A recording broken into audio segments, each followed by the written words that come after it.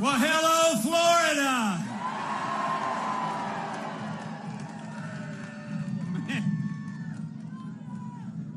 To Congressman Webster, all the great families here at the Villages,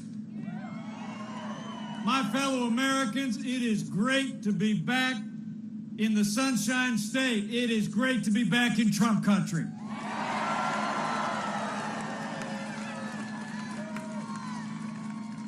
Thank you all for coming out today. And what a privilege it is to be here with my friend. I heard of Congressman Daniel Webster when he was serving in your state house. He was Speaker of the House, a man of integrity and principle. And I can tell you, in all my 12 years in the Congress, and ever since, I've never served with someone more committed to conservative principles or a stronger ally of our president and this administration. Join me in thanking Congressman Daniel Webster for all he's done for Florida and for the cause. But Daniel and I are here for one reason and one reason only. And that is that Florida and America need 4 more years of President Donald Trump in the White House.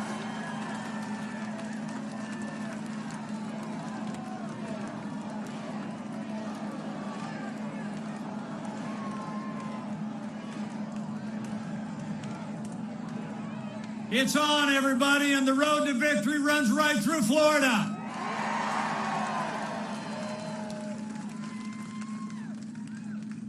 It's so good to be with all of you. I had a little bit of a busy week. I don't know if you got to see it, but I was over in Utah the other night. We had a little debate with Kamala Harris, and some people think we did all right.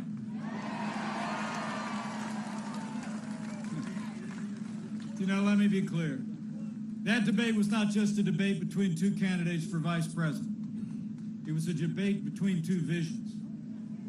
Joe Biden and Kamala Harris want higher taxes, open borders, socialized medicine. They want to abolish fossil fuels. They want taxpayer funding of abortion. They want to defund the police and pack the court. President Trump's vision: we've rebuilt our military. We cut taxes. We rolled back regulation. We've unleashed American energy.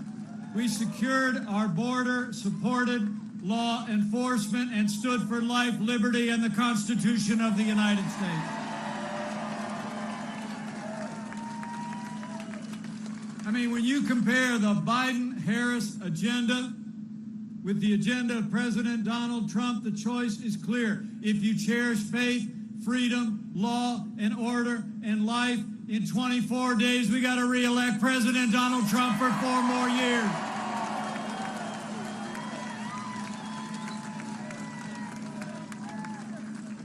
You know, 4 years ago, we inherited a military hollowed out by devastating budget cuts, an economy struggling to break out of the slowest recovery since the Great Depression. Terrorism was on the rise, and we witnessed a steady assault on our most cherished values. But in 3 short years, I'm proud to report, as the father of a United States Marine and the father-in-law of a United States Navy pilot, we've rebuilt our military. We restored the arsenal of democracy. And we are finally giving our soldiers, sailors, airmen, Marines, and Coast Guard the support they deserve.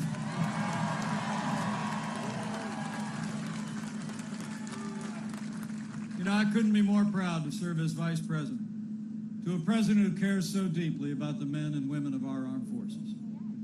And we've stood with those who serve, but we've also stood with all of you who have served in the uniform of the United States.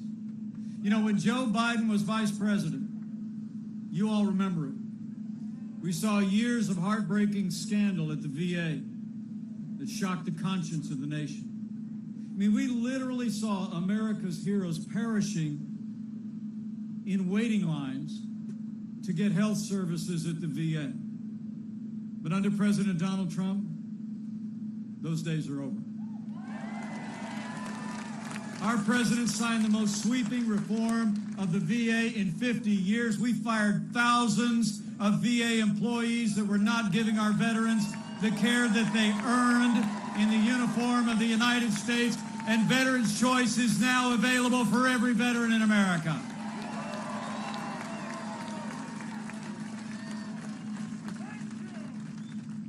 You know, I know here at the Villages, there's a lot of you men and women that have served in uniform. So if you're able, would you just either stand or would you raise your hand in the air and give us a chance to say thank you one more time? Thank you for your service. Thank you for your service. Thank you for your service. God bless you. You know, we didn't just rebuild our military. Under this president's leadership in our first 3 years, we revived and created the greatest economy the world has ever known. Where Joe Biden wants to raise taxes, President Trump cut taxes across the board for working families and businesses large and small. This president actually repealed more federal red tape in our first 3 years than any administration in American history. We unleashed American energy. We're now a net exporter of energy for the first time in 70 years.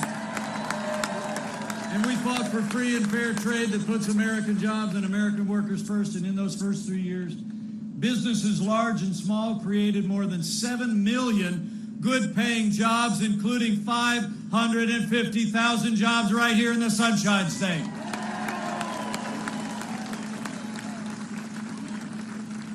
So we stood for our national defense and for jobs, standing here not far from the Space Coast. I'm proud to report to you, under President Donald Trump, we have renewed American leadership in manned space exploration.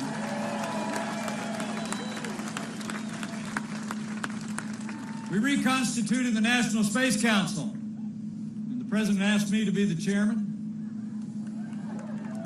He didn't actually know that when our kids were little, we actually vacationed at Cape Canaveral just to go see the rockets. That Daniel, you got to know, the only committee I ever asked to be on in the Congress was the NASA subcommittee. So when he asked me to lead the National Space Council, I counted it an incredible privilege. And under this president's leadership, we've secured historic funding for NASA.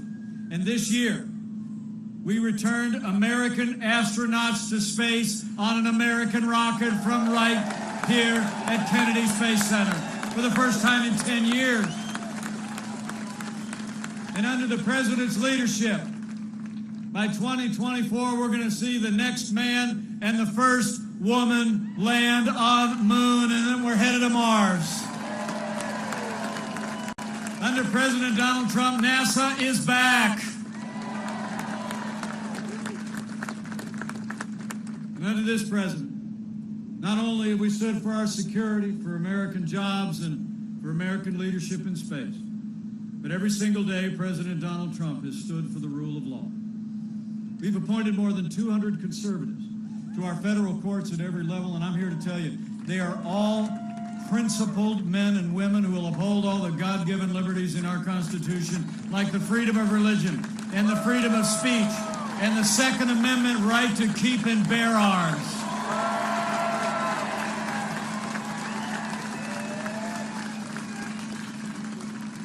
Now, last month, we rightly paused as a nation to honor the life and service of Justice Ruth Bader Ginsburg. But when the memorials were over, President Trump fulfilled his constitutional duty.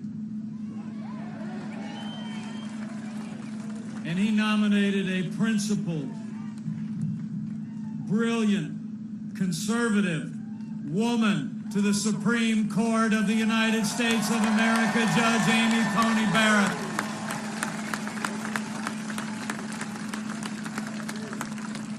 Now, I'm a big fan of Judge Barrett, and it's not just because she's from Indiana.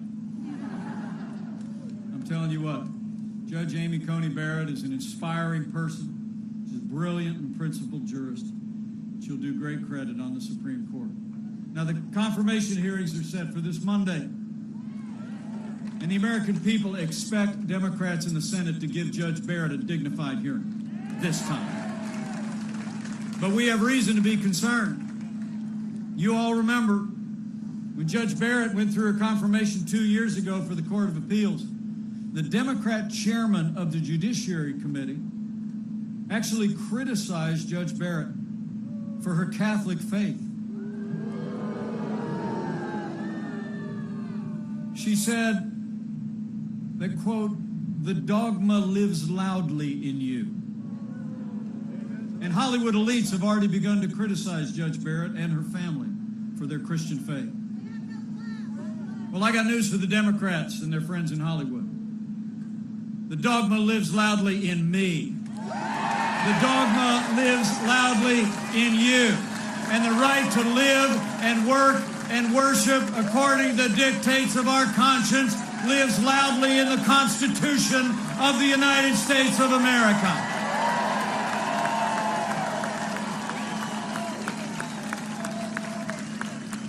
In America, we cherish the freedom of religion of every American of every faith. And these attacks on Judge Barrett's faith got to stop. So after the Senate does their job to advise and consent, I'll make a prediction. Judge Amy Coney Barrett is going to be Justice Amy Coney Barrett. We're going to fill that seat.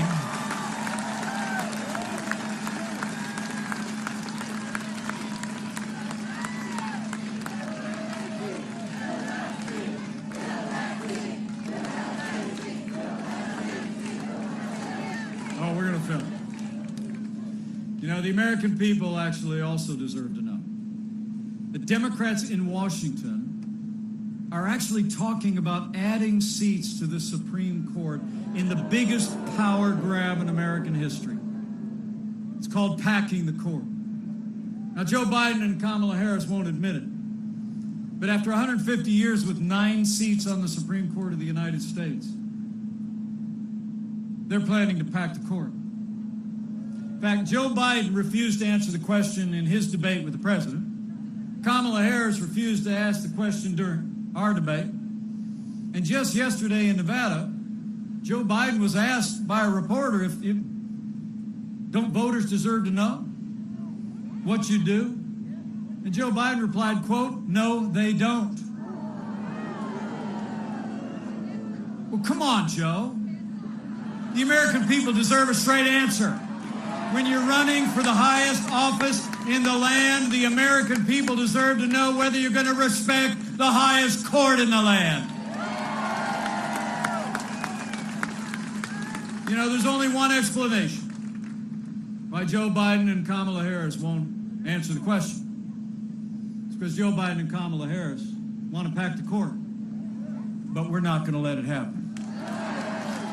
We're going to preserve an independent judiciary. We're going to preserve our constitutional order. We're going to re-elect President Donald Trump for 4 more years in the White House.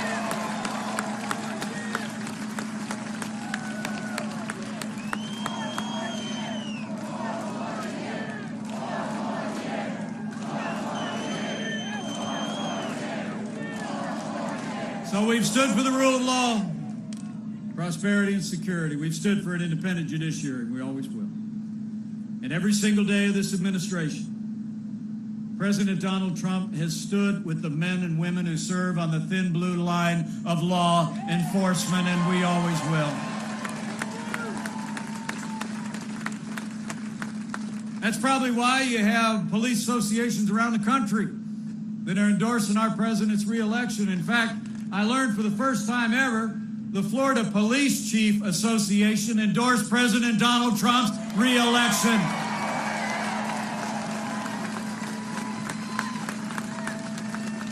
Let me take this opportunity to thank Sheriff Jeff Parson and all the membership of the Florida Police Chiefs Association. And also, can we just show these law enforcement officers how much we appreciate all they do every day to protect and serve our families?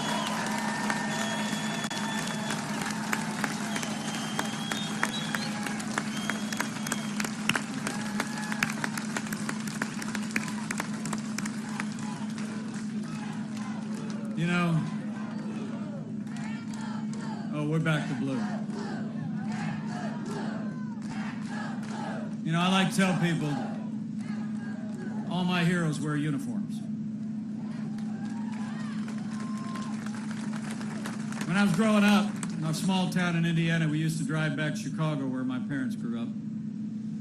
We'd go to my grandparents' house and my uncle would come walking out wearing that police uniform, have that sidearm, man. I got to tell you, me and my three brothers just look up at him in awe. And you all know. The men and women who serve in law enforcement in this country are some of the best people in America. And they deserve the respect of every American every single day. They do. Now, President Trump and I will always support the right of Americans to peaceful protest enshrined in the Constitution. Rioting and looting is not peaceful protest. Burning businesses is not free speech. Violence against innocent civilians, the destruction of property, or violence against our police will not be tolerated, and those who do these things will be prosecuted to the fullest extent of the law. Now, for months, all Joe Biden talked about was peaceful protests as the American people watched their businesses and communities literally burn. To debate this week, I invited Flora Westbrook, a wonderful African-American business owner in Minneapolis, to join us there. Flora told me about a few days after the killing of George Floyd how the protesters marched closer and closer to her business. And then that Friday night came, and a little salon that she had built 35 years ago was burned to the ground. Well, I talked to Flora yesterday, and I told her, I said, Flora, we are with you today, and we are going to rebuild and have law and order in your city and every city in America for every American of every race and creed and color. So help us God.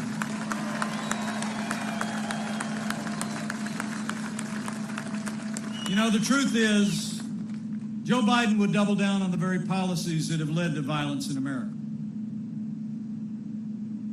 When you undermine support for those who protect and serve, you only embolden those who would do violence in our communities. Now, Joe Biden explains it all by saying that America is, quote, systemically racist. And he and his running mate just the other day have said that police have a, quote, implicit bias against minorities. When Joe Biden was asked if he'd cut funding to law enforcement, he said, yes, absolutely. And his running mate recently applauded the mayor of Los Angeles' announcement of cutting $150 million from the LAPD. Well, let me make you a promise. Under President Donald Trump, we're not going to defund the police. Not now, not ever. We're going to back the blue.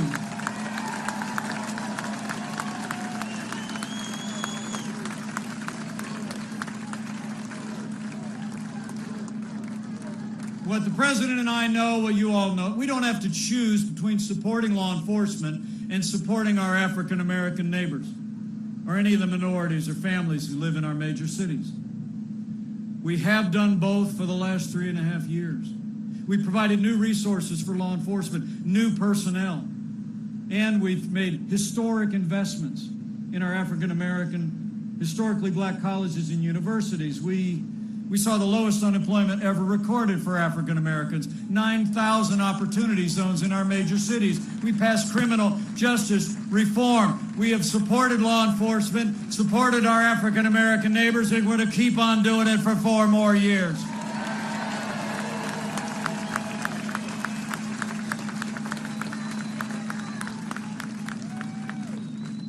So I just want to thank you all. I want to thank you all for being here today. As you know, we've stood for the rule of law. We stood for law and order. And as I said before, We've stood strong for the right of every American to live, to work, to worship according to the dictates of our conscience. You know, the freedom of religion has been called our first freedom. It's in the First Amendment. And people of faith have no greater champion than President Donald Trump.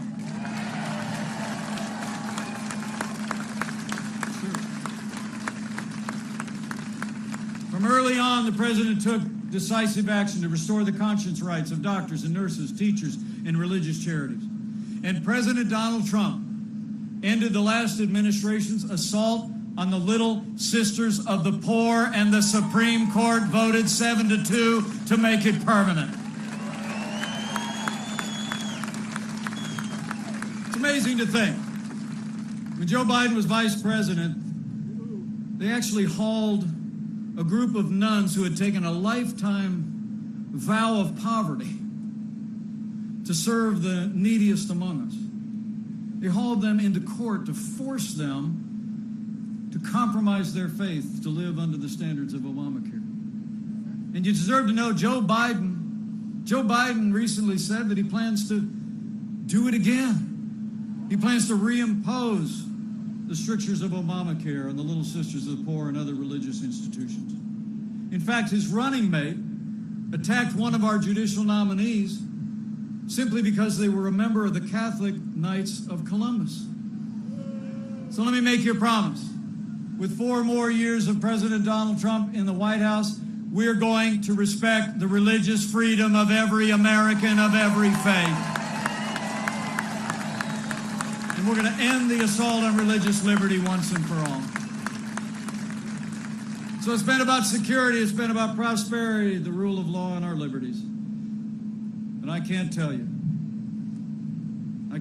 how proud I am to be vice president to a president who stands without apology for the sanctity of human life.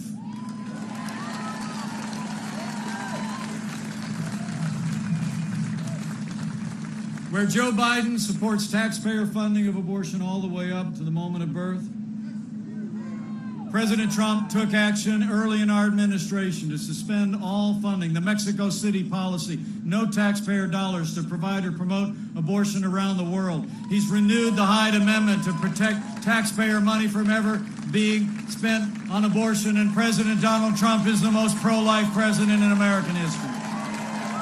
True.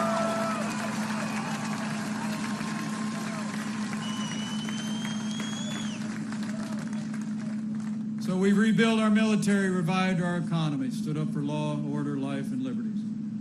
And let me just say, none of that would have been possible in our first 3 years without the strong and consistent support of Senator Rick Scott and Senator Marco Rubio. And that's also why, here in his congressional district, we need you to re-elect Congressman Daniel Webster to a new Republican majority and retire Nancy Pelosi once and for all.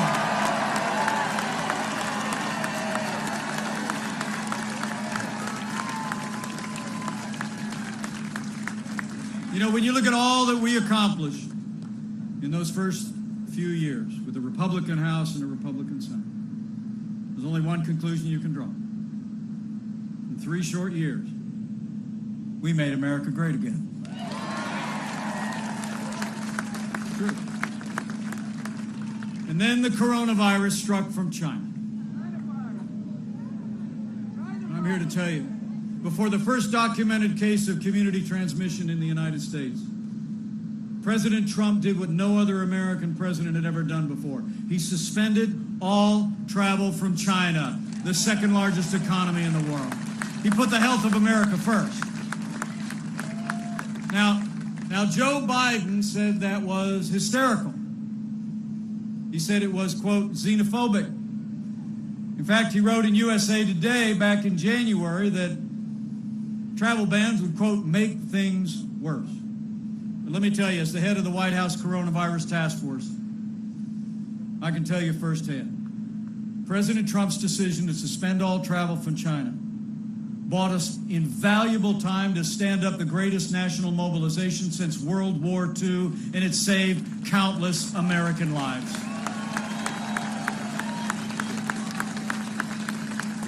During that time, we reinvented testing. More than 120 million tests done so far. We saw to the manufacture and delivery of literally billions of medical supplies to our incredible doctors and nurses and healthcare workers. We developed life-saving medicines. And I'm here to report that we're on track to have the first safe and effective coronavirus before the end of this year. And under Operation Warp Speed, we'll have tens of millions of doses available to administer to our most vulnerable.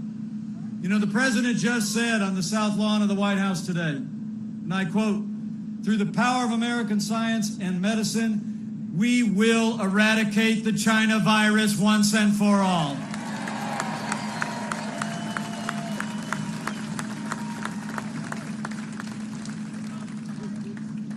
And let me say on behalf of the President and the First Lady, how moved we've all been by the outpouring of prayers and concern for our first family over the last week.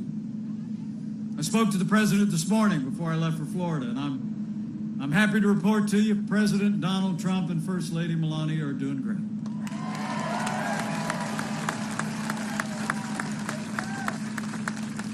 But what the President and I know is the outpouring of support and concern and prayer from across the country for our first family is just reflective of the love and the concern and the prayers that Americans have shown to neighbors and friends impacted by this virus, and especially those impacted by loss. So can we just take a moment to give a round of applause for all of the doctors, the nurses, the healthcare workers, those in ministry, everyone that has been there for our families through this challenging time. We love you all. So as you showed through the Sun Belt outbreak this summer here in Florida, we're showing across the country because of the cooperation of the American people, the leadership of our president. We're slowing the spread, we're protecting the vulnerable, and we're saving lives. And we're opening up America again.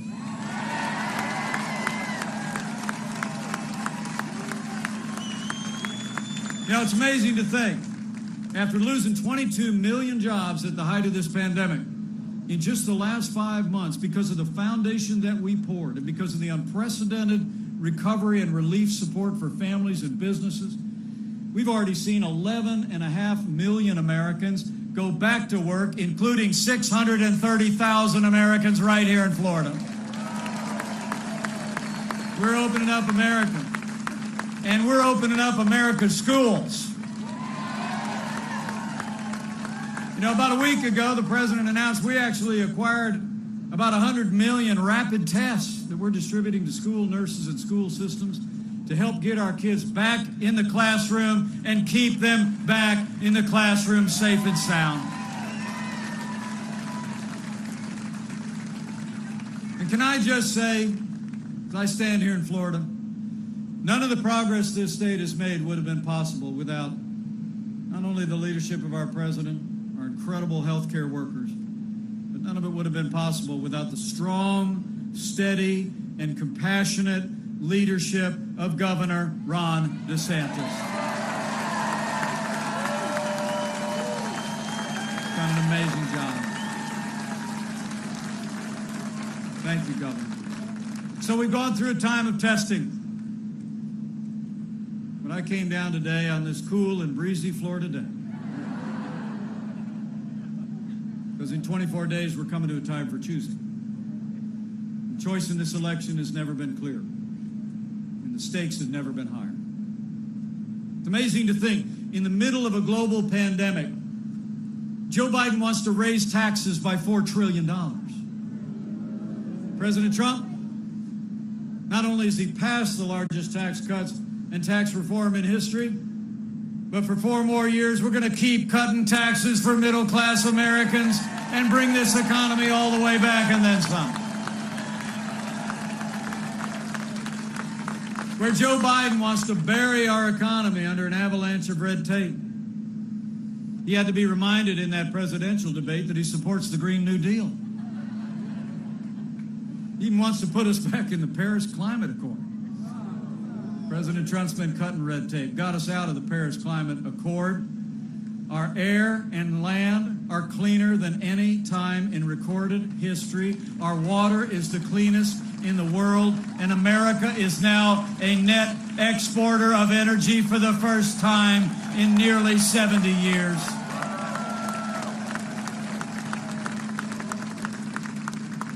And Joe Biden's for open borders, sanctuary cities, free lawyers for illegal immigrants. President Donald Trump made record investments in border security. We've already built 300 miles of that border wall on the southern border of the United States. And with 4 more years in the White House, we're going to fix this broken immigration system once and for all in a way that puts America first.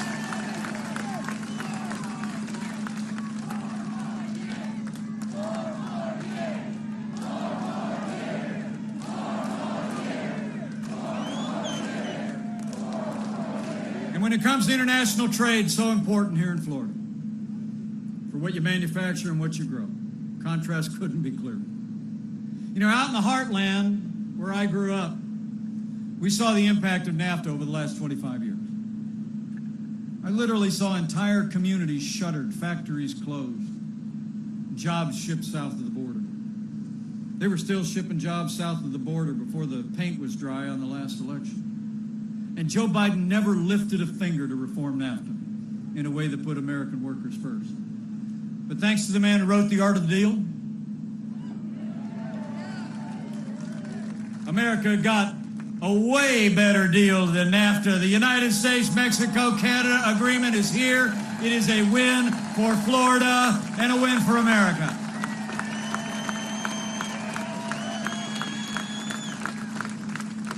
And when we came into office, half of our international trade deficit was with China. We were literally losing $500 billion a year to China in trade. Joe Biden's been a cheerleader for communist China since day one. President Trump, he put China on notice. He said the era of economic surrender is over. We imposed tariffs, and we're going to keep the pressure on until they level the playing field for American workers, American businesses, and respect American private property.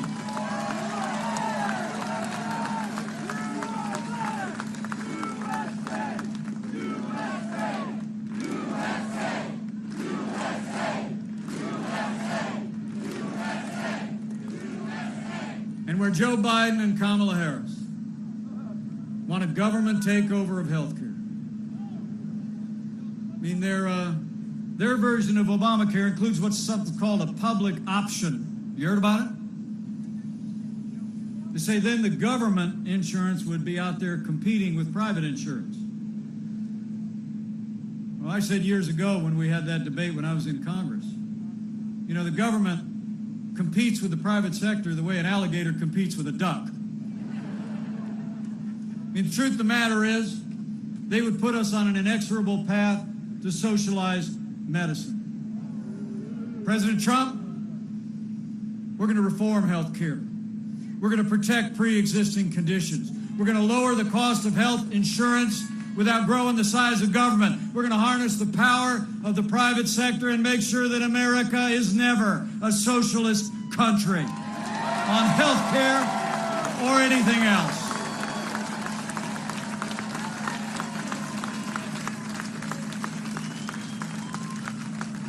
You know, when you look at their agenda, it's clear. Joe Biden would be nothing more than a Trojan horse for the radical left. Now, Joe Biden has said that democracy is on the ballot. Well, I think our economic recovery is on the ballot. Law and order are on the ballot. But so are things far more foundational to our country. From the number of people nodding your heads, I think you get it. This election is not going to decide whether America is more conservative or more liberal, whether we're more Republican or more Democrat, more red or more blue. I think the choice in this election is whether America remains America.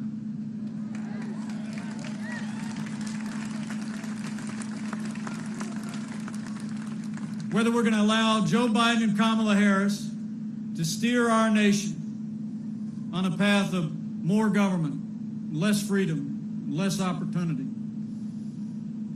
a path that ultimately leads to socialism and decline, or whether we're going to steer our nation in a renewed way on a path of freedom, individual responsibility, and all the ideals that have made this country great. So for our freedom, for our highest ideals, we need to decide right here and right now that Joe Biden will never be president of the United States of America. We're going to re-elect President Donald Trump for 4 more years.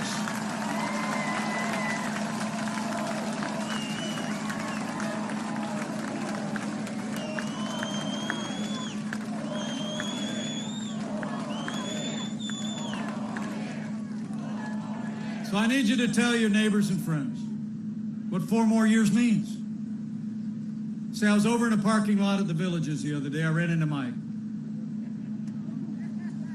And he told me to tell you, 4 more years means more jobs. 4 more years means more judges. 4 more years means more support for our troops. 4 more years means more support for our police. And it's going to take at least 4 more years to drain that swamp.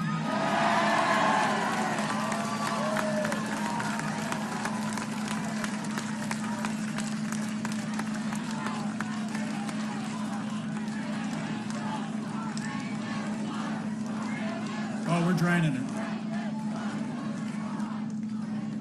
You know, 4 years ago, a movement was born. A movement of everyday Americans from every walk of life. Here in Florida, you believe we could be prosperous again. You believe we could be strong again. You believe we could be respected again. You said yes to President Donald Trump in 2016, and I know Florida's going to say yes to 4 more years of President Donald Trump in 2020. But it's going to take all of us to do it.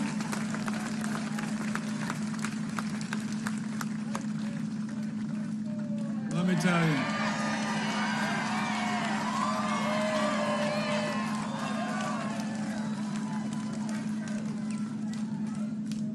Let me hang on 1 second here. Is she okay? Okay, you got her? Take a minute.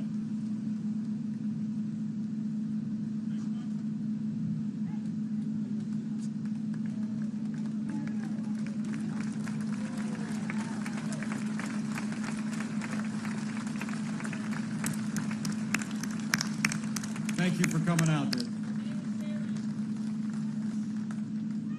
You know, I've known this president over the last 4 years. Some people think we're a little bit different.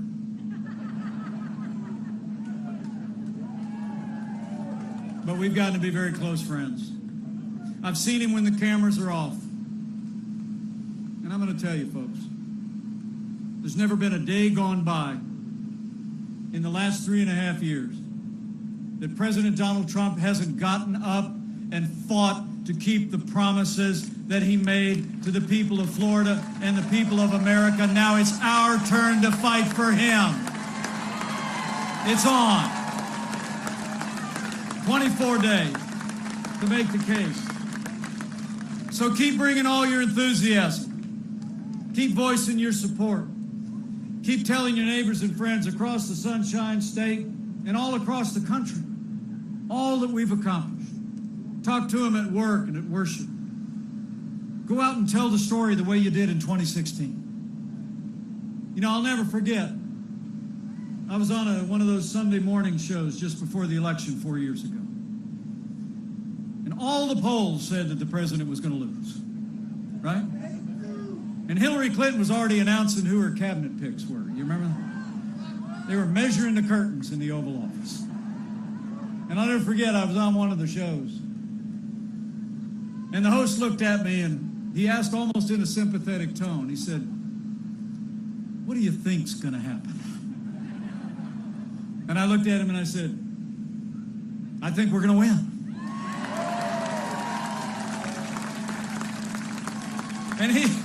he was a little shocked. Really? He like said to me, why? And I said, well, because look, I don't care about the polls. There's only one poll that matters.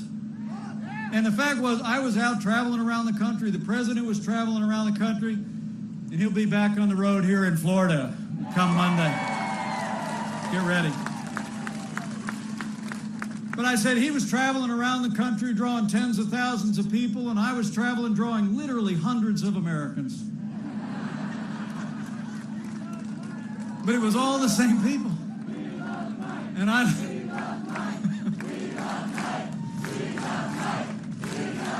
thank you.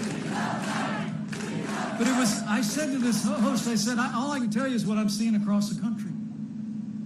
Every time I look across a rope line, every time I wave from the car, every time I have a chance to stop and talk to people, I said, it's the American people just knew. They heard the vision this president had of a strong and prosperous America. They heard his distinctly American leadership. They heard those leadership qualities coming through. And they were talking to one another. I just knew it. They were turning down the sound on the TV, not listening to the commentators and the pundits. And they were remembering, you know, the most powerful media in America is not your major television networks. It's not your big newspapers. It's not even your social media. The most powerful media in America is word of mouth. It's when the American people hear from you, they hear what you believe in your heart of hearts is important to them and their family and the state and the nation. So I encourage you, just go out and let your voice be heard. And when you speak, speak boldly and confidently. Because I'm going to tell you something. This is a freedom-loving nation. And you go talk to your neighbors and friends, your Republicans, your Independents, your Democrats, and you tell them that freedom is on the ballot. And I truly do believe a study of American history shows every time the American people have been given a clear choice between a future built on more freedom and a future built on less freedom, the American people choose a future of freedom every single time. So have faith in your neighbors and friends. And go out and talk to them about the choice we face. And lastly, in the days now between now and the election, if you're inclined to exercise that other kind of faith, I encourage you to do that too.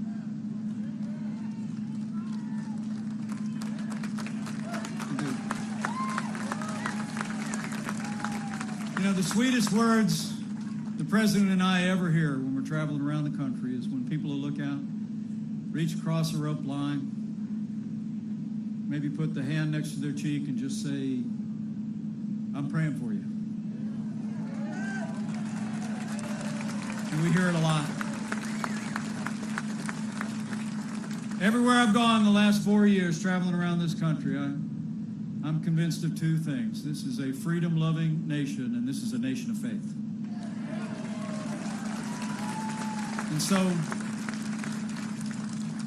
And so in the 24 days we have between now and Election Day, as you let your voice be heard, as you help tell our story, as you make sure to get out and vote, and all your neighbors and friends get out and vote. If you're inclined to bow the head and bend the knee, I encourage you to do that too. And when you pray, pray with confidence that if his people who are called by his name will humble themselves and pray and turn, he'll do like he's always done in the long and storied history of this nation. He'll hear from heaven, and he'll heal this land, this one nation, under God, indivisible, with liberty and justice for all. So pray for America. Pray for all the American people. It'll make a difference. So I want to thank you all for coming out again today, and I want to thank you for the great privilege of being your vice president these last 3.5 years. It's the greatest honor of my life. But I'm absolutely convinced if all of us do all that we need to do between now and November 3rd, we work like it depended on us, and we pray, we're going to have a great American victory on November 3rd. We're going to make Florida and America stronger than ever before. We're going to make Florida and America more prosperous than ever before. And with Rick Scott and Marco Rubio in a renewed Republican majority in the Senate, with Daniel Webster in a new Republican majority in the House of Representatives, with President Donald Trump in the White House for 4 more years, and with God's help, we're going to make America great again. Again. Thank you all very much. God bless you, and God bless America.